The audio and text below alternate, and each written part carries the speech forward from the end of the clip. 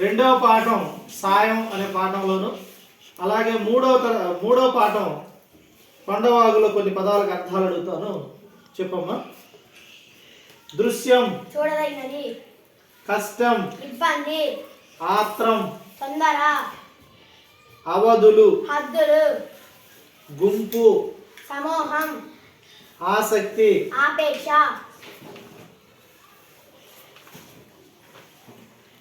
మేట ఇసుక ప్రదేశం, వాగు చిన్న ఏరు, జాలువారు జారుతున్న, బాట దారి, క్షేమం కులశము, కుశలము పొద్దు రోజు దినం, దృశ్యం చూడదగినది, బారులు వరుసలు, లంక